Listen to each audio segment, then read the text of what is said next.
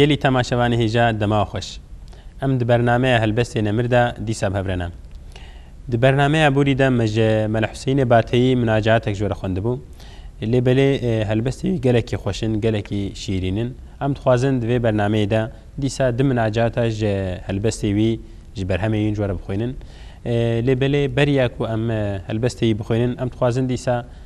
kurte jiyana wî jwara bine naskirin kerem kin em hevra guhdarî bikin.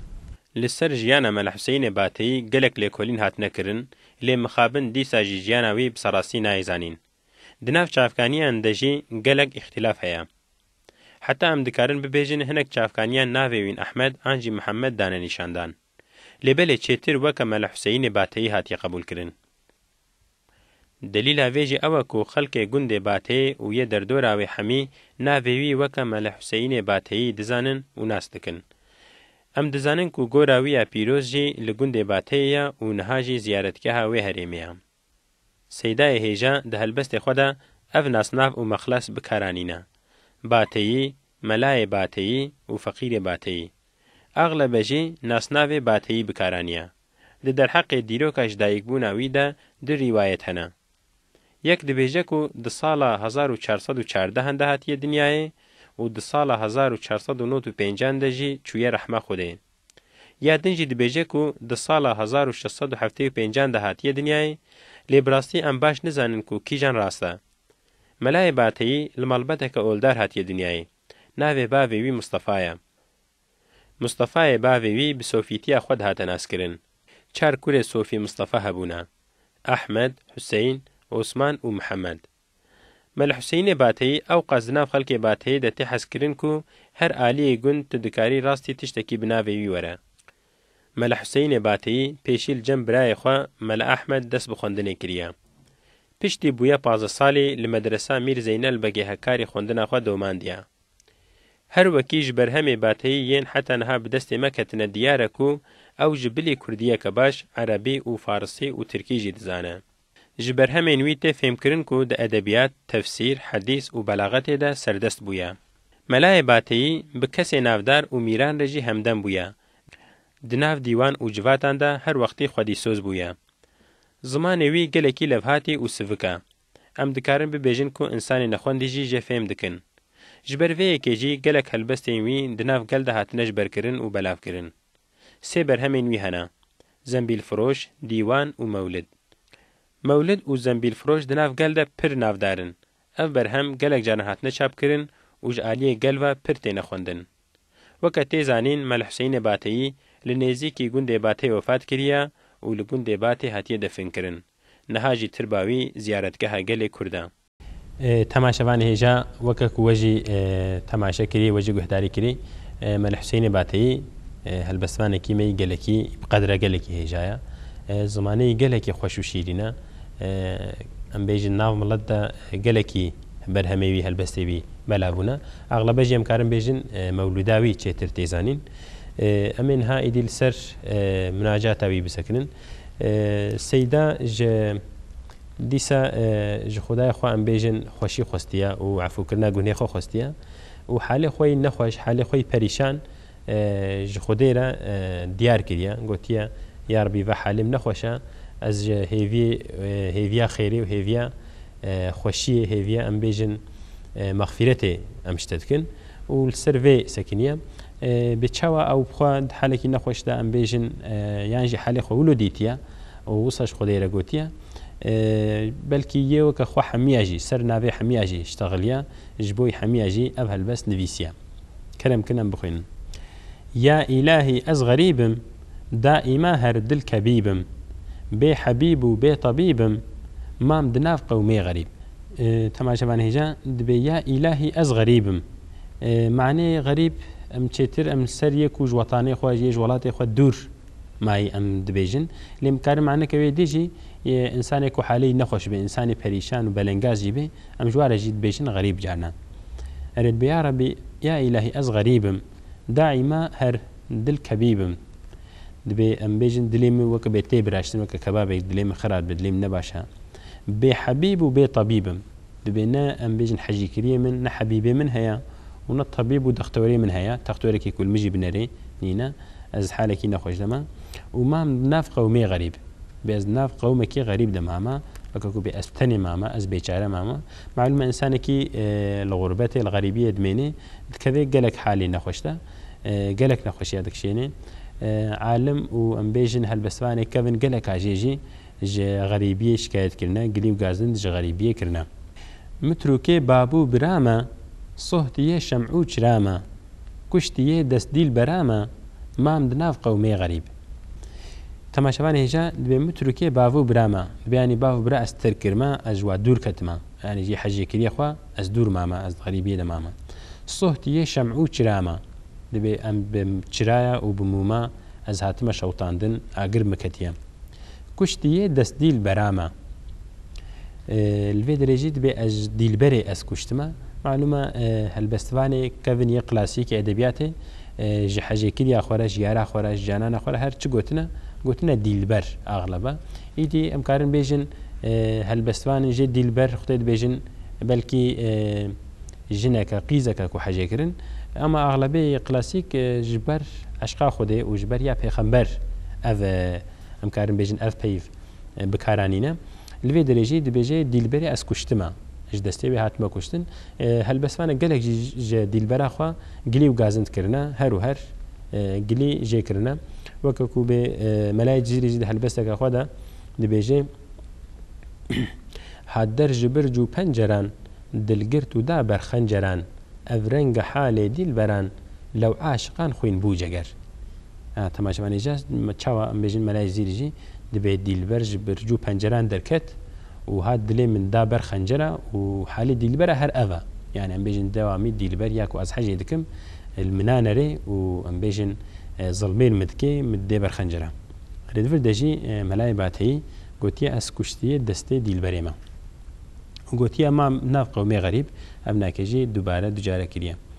كشتي تيرا غدارم كسن ناسم هر دزارم اس فقيرم برين دارم مام دناف قومي غريب دي ساد بكشتي تيرا غدارم دي بياني وي تيرا غدار وي تيرا ام بيجن زحمت اس كشتما يعني تير دفردا قوتنا ام بيجن تير چه جوريك سلاح يا كفن بو كوب تيرو كفان ام بيجن خاك دشون نيچيره چون حربه چون شر قوتيه كشتيه تيرا غدارم لبلي هالبستواني كفن اغلبا جوقتي قوتنا تير بحثا مشغولي ديلبري كرنا يعني بحثا مشغولو بجانكي ديلبري كرنا قوتنا او وقت تيرانا وهر مدكوجن كسنا ناسم هر دزارم دبي اس كسكي جناس ناكم معلومه ازيد ولاتي غريب يدما ازي بخويما وهر دزارم دوامي از دقريم قليو غازناتكم اس فقيرم برين دارم ما عندنا في قومي غريب بازي فقيرم وازي برين دارم حالي من نخوشا جبر كو جيارا خو دوركتي اس فقيرم ببهاما رو رشم هم رو سياما راز يبعفوا خداما ما عندنا في قومي غريب تماشا معنى هجا دي ساد بأس فقيرم وببهاما بأزي فقيرم وقدري من وديري منينا از قالكي كتما حالكي خراب رو رشم هم رو سياما بأزي رو رشم ورو سياهم معلومة بعربي سياح بكر ما جيجي رش ام دبيجن يعني معناه رو رشيه تشي تشكي نخوشه معلومة اغلب رش رنگكا وسبي جي رنگكا لبلي سبي ام بيجن تشبيهها قنجيه وخوشيه ورشي تشبيهها نخوشيه ونباشيه يعني نقنجيه يعني وقتی دبي انسان رو سبي دركد ام بيجن تشكي باش خودينا كي كورش رو رش دركبه او جي نباشه عيد هم بعربي هم كرمانجي قوتيه رو رشو وهم رو سيامه قوتيه روي من رش دركتيه از حالك نخوش تمام رازيمه بعفوا خدامه دبي از بعفوا خدي از رازيمه از خوازم كو خدي من عفو بكي از به هيفيش خدي دكم ما عندنا قومي غريب رازي بعفوا لطيفم مجروحي تيرا سقيفم عاشقي برهي نزيفم ما عندنا قومي غريب تمام شبانيجا دي ساد برازي بعفوا لطيفم لطيف جنابك خدي دبي از خوازم كو خدا من عفو بكي ازوي رازيمه مجروحي تيرا سقيفم او تيرا ديل بري آفيتي من او تيرا الدلي مداي از برويجي زبرين دارم از نخوشم عاشقي برهي نظيفم دبي او برهي خوشكجي او ام بيجن بروي خوشكجي از عاشقي واما از قلكي حجوادكم قلك هل بسواني كفن ji birhara ji birwara gotina kevan yani çawa ji bijan kare gotina tîr ji birwara jî gotina kevan bi mam di nav qewmê xerîb aşiqê bêkar û kes bim ez feqîrim dûre destim serxweş û sekran û mestim mam di nav qewmê xerîb dibe aşiqê bêkar û kes bim yani ez aşiqim û ez ketima halekê xirab ez bêîş û bêkar ez mama ez weke bêkêrî tiştekî nayêm ez feqîrim dûre destim dibe ez feqîrim halê min gelek nexweş e serxweş û sekran û mestim dibe ez serxweş bûma hişê min serê min çûye û ez nil ser hişê xwe me serxweş û sekran û mestim ev peyv dewamî em bêjin di edebiyata klasîk de edebiyata kevin de tê bikaranîn yani aglebe helbestvan gotiye em serxweşin em mesin em sekranin gotine ji ber çi gotine ji ber eşqa xwedê dibe yani çawa ku em bêjin me heş xwedê kiriye hingî me hejê kiriye û me eşqa ji bo eşqa xwedê me şerbeta eşqê xwariye vexwariye ji ber wê yekê jî em serxweşin her û her heta dibêjin em ji qal û bela de serxweşin weke ku em bêjin cihê hê kevin yek ku em bêjin ji nû Xwedê Teala rih afirandin rih çêkirin dibê li wê derê Xwedê Teala goteware ma ez nerabême me riha jî got belê got qal û bela yani etirabêmeyî îdî aglebe helbestvanê kevin dibêjin em ji qal û bela de em serxweşin ji ber eşqa Xwedê dibe de jî melaya hêja gotiye serxweş û sekran û mestim mam di nav qewmê xerîb dîsa gotiye ez nav qewmê xerîb de mama serxweşim min hal çûnîne cerg û dil safî birîne ron dikem tên av û xwîne mam di nav qewmê xerîb temaşevanî je dîsa dibe serxweşim min hal çûnîne dibe ez serxweşim û tu halê min tune ye tu halê min nîne halê min gelek xirab e niha jî wextê ku em bêjin însanek nexweş keve dibêjin çi dibe halê nîne yan jî dibe hal lê nemaye yani halê tune ye gelekî nexweş e cerg û dil safî birîne dibe cergê min kezeba min û dilê min qelbê min hemî jî birînin tev de birînin ron dikêm tên av û xwîne û dibe hinavê min jî hemî bûne xwîn av û xwîn dîsa dibe mam nav qewmê xerîb av û xwînan dil li min ker kir fikra ewtanan me terk kir غربتê halim xirab kir mam di nav qewmê xerîb temaşevanî je dibe av û xwînan dil li min ker kir dibe vê xwînê û vê halê nexweş dibe dilê min kire parça parça dilê min qet û parça kir fikra ewtanan me terk kir dibe min fikra wetana ewtana yani fikra welat û wetan me terk kir me hewkarî dî pey wetan û pey welatê xwe bikevin hingî halê me nexweş bûye غربتê halêm xirab kir dibe غربتê jî halê min xirab kir yani غربet em karim di şekla bêjin yani ji welatê xwe dûr ketî û însanekî ku ji hejî kiriye xwe jî dûr ketibê an jî derekewle dibe ku ti kes hejê neke li welatê xwe jî bê em karin bêjin bê dîsa di غربetê de ye gotiye غربetê halê min xirab kir mam di nav qewmê xerîb belkî jî ji ber çi dibêjî nav qewmê xerîb de mam ji ber ku dîlberayî rû nadî de û em bêjin ti kes jî halî fêm nake ti kes jî gilîv gazindeyî em bêjin qebûl nake jê fêm nake ji ber wêkê jî belkî dibêje ez mame di nav qewmê xerîb terka ewtanan xirab e ez neçarim çare nabe ya îlahî wê çawa be mam di nav qewmê xerîb temaşevanê je dîsa dibe terka ewtanan xirab e dibe ku welatê xwe terk bike wetanê xwe terk bike gelekî xirab e tişekî ne baş e ez neçarim çare nabe dibe ez mecbûr mama çare min tune ye başka çare tune ji vê çare pêwe çare nedin tune ne ya îlahî wê çawa be dibe ya Rabbi ya îlahî halê min ê çawa be gilîv gazinê xwe digihîne xuda dîsa dibe mam di nav qewmê xerîb sulhiyatên me xerîb e zar û giryan û keyîb e dağ û key ji ber hebîb e mam di nav qewmê xerîb temaşevanê je bi sulhiyatên me xerîb e zar û giryan û keyîb e dibe dewamî em halê me xerîb e her nexweş e dewamî gilîv gazin de û her halê xirab e dağ û key ji ber hebîb e bê ji ber hebîb û ji ber yarê ji ber dîlberê jî em bêjin dibe derd û kulê me û kovan û birînê me jî ti care xilas nabin her birînê me vekirîne ji ber wan û dîsa dibe ez mam di nav qewmê xerîb av û xwîn barîn peya pey دائما بدحال باتي سائلم رحمي في ذاكي مام دناف قومي غريب تماشوانی جا دبی آب و خوین بارین پیا پید به بسر هفته و دوامی هر و هر آب و خوین ام بیجن مر بارین هر نخوشی بسر مدهات و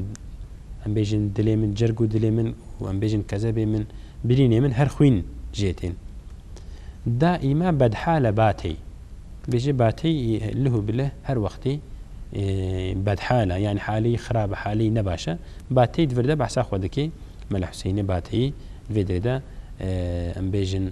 باشنافي خوا انجي ام بيجن لقب خوا بكارانيا سائلم رحمي في ذاكين بأزد حالي نخوش دما بيا ربي ترحمي المبكا دبي ام رحماتات خوازن قليب غاز نخب خديتكي ودبي زمام دناف قومي غريب يا رب هوار صجار هوار پروانه قد ناکد قرار خوش محبتی آویتی نار یا رب توی درمانی من تماشاوان هجا وكم جد بينن هوار أخوك هادي خدا وتسري بيشيتا قوتيا يا رب هوار صجار هوار قوتيا هي هوار وهيفي وإمداد شتا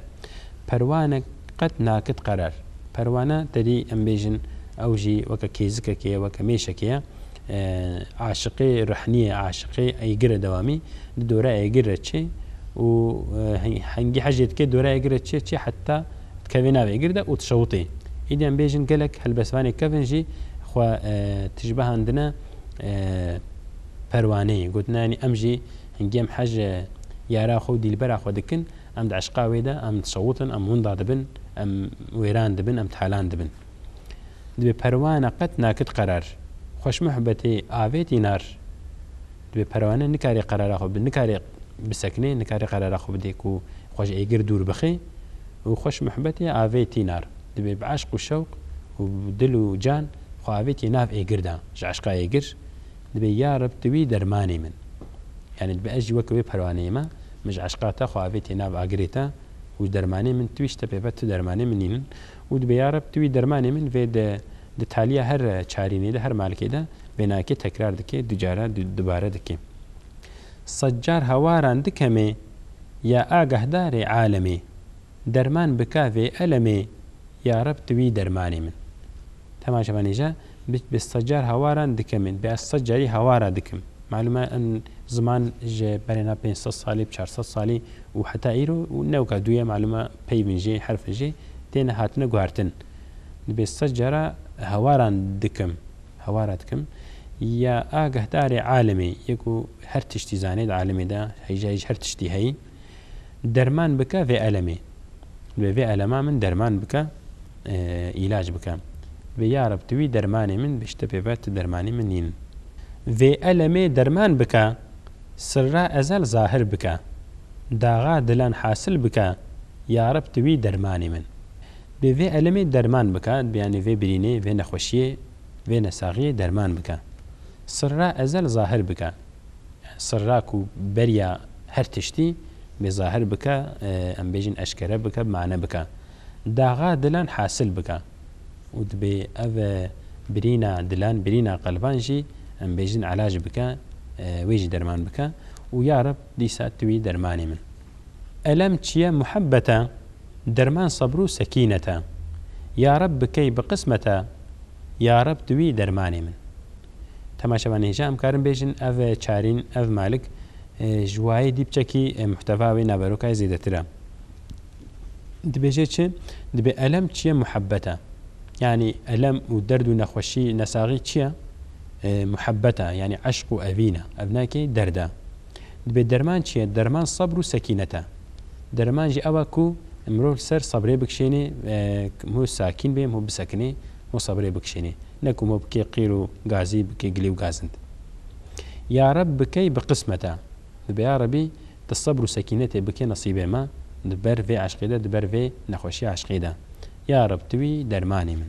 يا رب بكي بنصيب تجلى يا حسنا حبيب درمان بكي دلي غريب يا رب توي درماني من تماشا بانيجا دبي يا رب تبيناك جمرة بك نصيب يعني شو بكي نصيب تجلى يا حسنا حبيب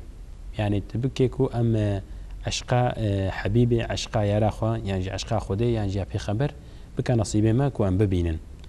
درمان بکێ دلێ غەریب دەبێ ئەف دلێ غەریب و ئەف دلێ ژار و نەخۆش و ئەم بێژن مایە حالێکی پڕ خراپدا بێت تویژی دەرمان بکێ یعنی دەرمانیم بکێ دەبێ یا رەب توی دەرمانیمیش بەر چش بەرکو دەرمانی من توی عشقم لەسەرتەیە بێژێ دلێ غەریبان ساغ بکەی سڕ و حالان ظاهر بکەی داغا دلێ من ساغ بکەی یا رەب توی دەرمانی من دیسا دەبێت دلێ غەریبان ساغ بکە ئەم بێژن دلێ غەریبە یێ نەخۆشە یەک و ئەم بێژن حالی نەباشتە تە دلێوان ساغ بکە وا برح بکە جارەکە دی سڕ و حالان ظاهر بکە يعني وا سڕێ خۆ و ڕەحما خۆش مەرە ظاهر بکە ئەشکەرە بکە داغا دلێ من ساغ بکە بێ برینا دلێ من بێ کولا دلێ من جارەکە دیتە دەرمان بکە ji ber ku ya Rab tu wî dermanê min dilim kula bixuşîna ji ber birîna tijî xwîna bi dermana hekîm nîna ya Rab tu wî dermanê min temaşevanê jî dibe dilê min kula bixuşîna yani dewamî bi xweşxweşê û bi nalenalê ye nalenal dewamî ji min tê ji dilê min tê ji ber birîna tijî xwîna ji ber ku em bêjin birîna me heye û dewamî xwîn jê tê bi dermana hekîm nîna يعني تا حكيم جي تدرمانا لي ناكن يعني بيجن تقطور وحكيم ولقمان جارة ناكن دبيجبر تشد دبيجبر كو يا رب توي درماني من ام كارم بيجن هالبستباني كفن حميجي السيرفي سكنينا يعني قلتنا تش تقطور وتش لقمان وتش حكيم ورنا سرمشي جارة ناكي انجق ام حبيب اخوا يا اخوا ام ديلبر اخو ببينن انجق ام سرخفور اگر حكيم عيسى بتن لقمان جي قبر رابتن داغا دلا ساغنا بتن یا رب توی درمانی من تماشاوان هجا دبی اگر حکیم عیسی بتن به هک حکیم من تختوری من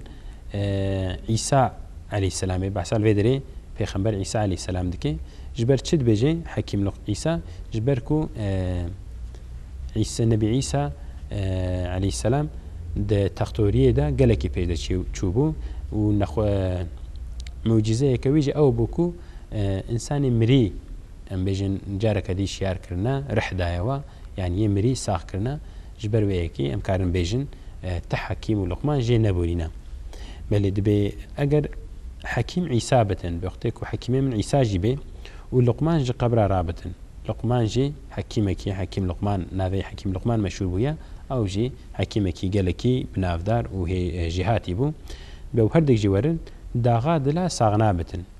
دبي كارن ام بيجن برينا دستو لنگا بلكي باش بكن لي داغا دلا ام بيجن دردي دلا يا قلبا يا افيني ساغنا بي باشنا بي جبر كود بي يا رب توي درماني من اگر حكيمه لقمانا داود دقل سليمانا نزان من چكوفانا يا رب توي درماني من ديسا تماشواني جاد بي اگر حكيم لقمان بي و داود دقل سليمان بي افجي پیغمبري ام بيجن نافدارن و مثلا بيجن خود تعالى قالك معجزة وكرامات دانوا قوتيا كو او حميجي ورن نزان من تشكوفانا بدردكي مهيا تكس نزاني دردي من ام بيجن ساقي ودرمان بكي جبركو درماني من توي كوفانا من محمد جبو رجا قيامته بوما بكت شفاعته يا رب توي درماني من تماشاوان هجال في درجي لسر پیغمبر عليه الصلاة والسلام محمد عليه الصلاة والسلام سكنية دي بيجي كوفانا من درد من محمد عليه الصلاة والسلام كتياز عشقا مجي سروية جبو رجا قيامته بوما بكت شفاعته جبر كو پیغمبر امام محمد عليه الصلاة والسلام ام باور دكن كو رجا قيامته المسلمانة لأم بيجن لأمة أخوة شفاعته بكي بلكي بخيراوي ام بيجن انساني قنه كارجي هر نجنتي بزنا خودي بيجبر ويكي ام تخوازن پیغمبر ام في هيفيج پیغمبر دكن عليه الصلاة والسلام ودي ساد بيا رب توي درماني من شفاعتا وي هيفيا لبر درگاه إلهية بو ملايي باتية يا رب توي درماني من تماشاوان هجاد بما شفاعتا وي شفاعتا پیغمبر محمد عليه الصلاة والسلام ام هيفي دكن لبر درگاه إلهي لروجا قيامته ام هيفيا شفاعتي مهدر جدكن بو ملايي باتية الوی درجی پاشناوی خوا ام بیجن مخلص خو بکارانیه دیسا گوتی یا رب توی درمانی من بله تماشاوان هجا ایروجی هلبستا مخلص بو ام دیسا گهانا داویه هلبستی نمر تماشاوان هجا هلبستی ملح حسین باتی گلکی خوشن ئەم دخوازن بەرنمەیەکە دندا دیسا ژە هەلبەستێوی ژە هەلبەستێویادی ئاژیان بێژنج مەولوداوی ئەم دخوازن ژوارە چەند هەلبەستا بخوێنن نەها ئەم گەهانە داویێ حتا بەرنمەیەکە دیسان بە هەورە من بمێنن خێر و خۆشیێدا بخاترەوە